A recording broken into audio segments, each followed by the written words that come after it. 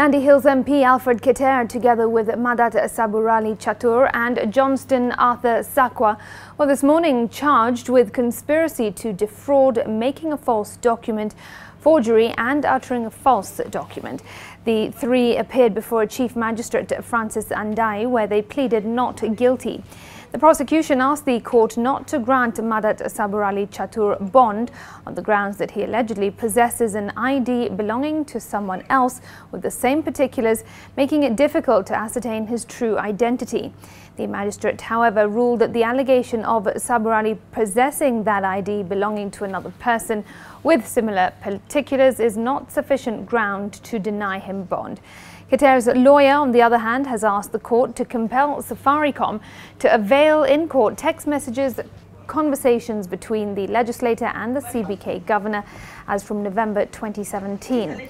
He also wants CCTV footage showing the time the three entered the CBK premises last Friday, held talks with the CBK governor and got arrested to be availed. On the constitutional rights that is entitled to every accused person has made a decision or a ruling that the three accused persons be released on cash bail of 2 million shillings or an alternative bond of 5 million Kenya shillings, an assurity of an equal amount. So it means that the accused persons are going to be released, and then on the 4th and 12th of June this year, we should be able to come to court for hearing. But there will also be a mention on the 5th of March this year. So what are the charges that are being filed? As you have seen, there are so many charges in the charge sheet relating to conspiracy to defraud.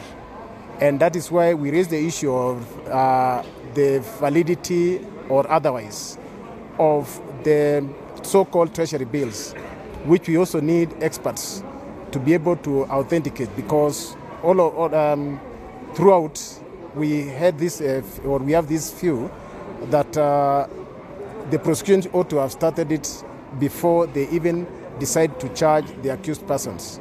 There is the issue of these things has not been validated, it has not been authenticated. And as we indicated, there has been a lot of correspondence between the governor of a central bank with the third accused person, and all of these correspondences related to the issue of encashing the treasury bills. So that's why it's actually the governor who invited him to go to his office. And Mheshimiwa was, of course, playing his public duty of trying to get into the root of this matter. All right, we can now get more information from NTV's Enoch Sikolia, who is still at the Milimani Law Court. Enoch, what else can you tell us? Thank you very much, Smriti. Indeed, here at the Milimani Court, it appears that the defense lawyers will be going with the conversation that indeed it was the CBK governor who invited Alfred Keter and the two accused to the central bank, and they were not there for on their own volition. That they were, remember the stories that they had gone there to push for payments of treasury bills amounting to 633 million shillings.